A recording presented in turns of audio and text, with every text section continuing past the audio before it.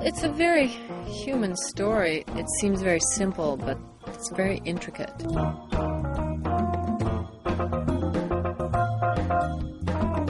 There's been a lot of passion and a lot of effort put into making this movie come together. I can't think of any place I'd rather be shooting or doing anything from 5 p.m. to 5 a.m. the next morning. I mean, I'm getting here on time to work 12-hour, 13-hour days and sleeping vampire hours. Yes, I'm happy.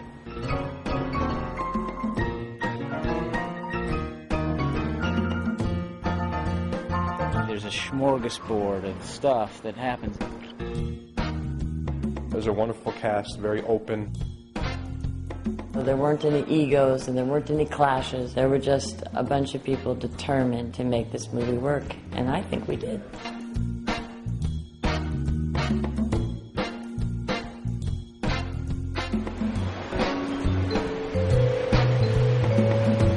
As producers, we've had a lot of miracles come about that help pull this thing together. Because there were iffy days and there were a lot of changes, even right down to the wire. We were kept on our toes as writers because the actors truly became these people. Let's roll sound, rolling, and action! Company! Barbara, that's me and my character. I'm having our annual birthday for my best friend Jean. And there's all kinds of stuff that is going on, and we're just trying to carry on as if everything is normal. You have all these seemingly beautiful people who gather for this annual dinner feast. As the dinner progresses, the warts begin to show. It's kind of interesting, and it's kind of fun to kind of break it down and tackle it moment to moment and then try and bring it to life. Sometimes when you make a movie at a lower budget and a faster pace, the people involved bond on a deeper level because you all have to work together to get it done. The whole story and the way that it's all intertwined together was really so well done and really remarkable. We had a nice little story, and they gave us a lot of freedom to play. I love the story and how each character has a really strong arc. I like ensemble films like The Big Chill, and this is, in my view, in that tradition. It's a script that has very strong female characters, which is something I think nowadays is sometimes very difficult to come across. They're strong women, they're independent women. I think all the males in the film are such model citizens that, how could I resist?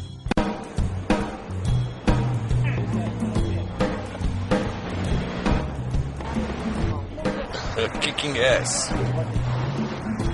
I think we kicked some serious ass. It was a strong woman's role. It beckoned me, and I answered.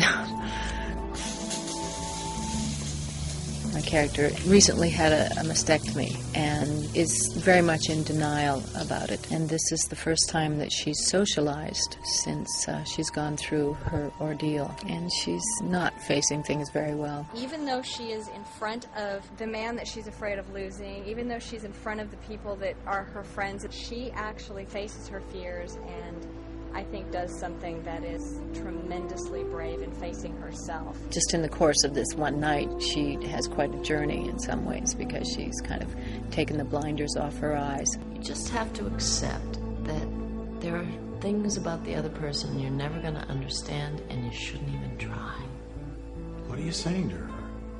Just passing on some hard-earned wisdom. I spend some time with a breast cancer support group, and I listen to stories, and I also have a friend who had gone through a mastectomy, double mastectomy. It really brought everything to the surface in some ways for me to listen to people's stories and just to be in that atmosphere. I felt very privileged and honored. I read as much as I could. I wanted to understand what technically I had gone through. And then I had to kind of distance myself from those people because they had more perspective than my character has. My character is still pretty much in the dark. Robert, talk to me. Let me help you. I don't need any help. What is wrong with all you people? I'm fine. There's layer upon layer of issues And we even hit this right on the head in the film. It's not just a physical recovery, it's an emotional recovery. His wife's had a mastectomy and is coming to terms with the depth of trauma that's caused in her life and in their lives. They just can't communicate, and I think they have been paralyzed by fear. They've been thrown something that they never anticipated and don't have the knowledge to deal with it. You take my words and you twist them around. Barbara, you brought yourself here. I am not the one running, Jack. You are so far down the road, I can't even see you anymore. You're not there for me. You're not in this marriage. Things are not always as they appear, you know, when you look at this house and you assume that everything inside of a house like this is either taking place on an elevated or privileged level of existence for the people who own it and live in it. But in reality, you know, their life's a lot more difficult than it appears. This is pity, Jack. That's what you give me, pity and disgust. Oh, is it too much for you to handle? I'm sorry, Jack, but it's not about you. It's not about you. You didn't lose anything, Jack. You didn't lose anything. It's not about you. You look at me. Please, Jack, just look at me. It was very disturbing to wear this prosthetic thing. We had the actors come in and we did a live cast of her in the shop before we started filming, and they made the sculpture on her cast and ran it in foam. This is what it looks like beforehand when we first get it, and this is the one that I've pre-painted already. I was surprised. I actually have some photographs, and I've shown them to people, and they're shocked.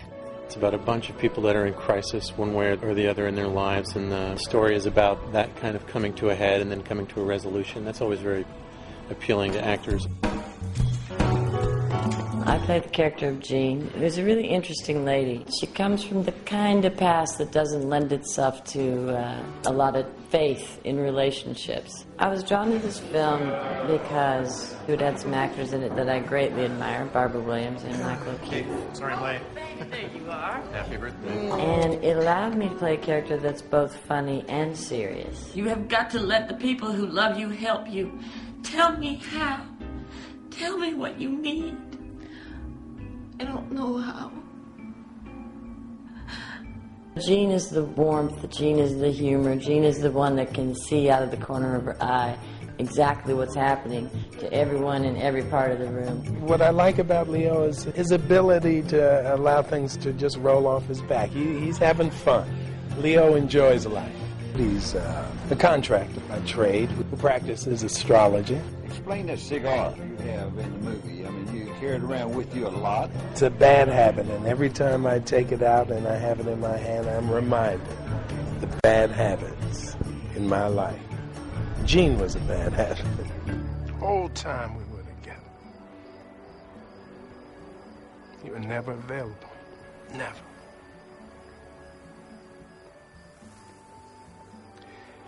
You only wanted me when nobody was looking. That's not true. Cut.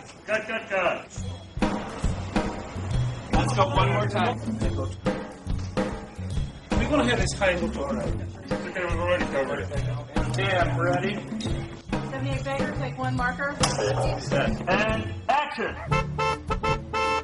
My character is basically married and sort of living in this bubble of a life. Everything on the outside seems perfect and everything on the outside seems to be going fine, but it's sort of not. Chris is a very successful lawyer and very shrewd, but also very controlling and manipulative. What are they talking about? Oh, Leo's doing everybody's chart, so I gave him your birth information. What the hell for? I was a handyman. No, he's a contractor for Jack, and he does this too. I thought it would be fun.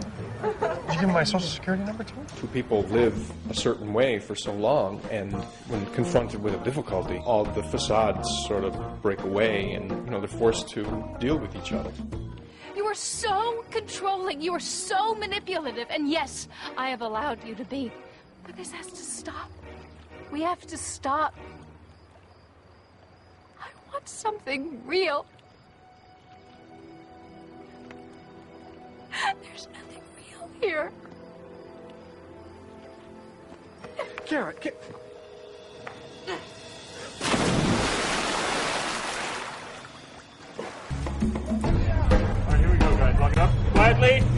I think Olivia is very representative of a lot of girls in their mid-20s that are trying to find their way and trying to find love and trying to find out who they are. If I ever do commit years down the road, and it's highly unlikely, but if I ever do, it begins with both my partner and I going through intensive, introspective psychotherapy.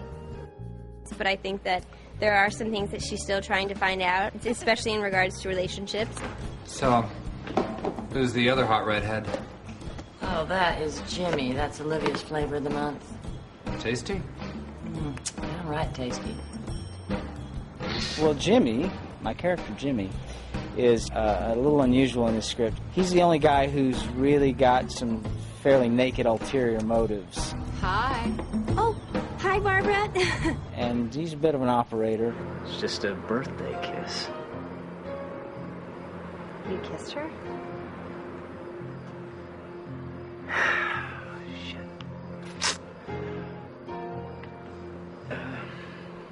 Yeah. Once. There's a smorgasbord Of things that come up. delectable stuff that happens in that scene. And action. Okay, look, stop there. Stop there, please. This is the distance you should keep with them, okay? Okay, zoom in. I think of Ramon as kind of a Greek chorus. He's the only gay person at the party. He is not the only single person, but he's probably the one who's been single the most. And I think he has a very objective view of man-woman relationships, not being embroiled in them himself. I think when you're doing an ensemble film like this, it is really important that the cast bond as much as they can because of the closeness of the characters. And it's something that, you know, you can approximate on screen, but if there's some real juice there, it's always better.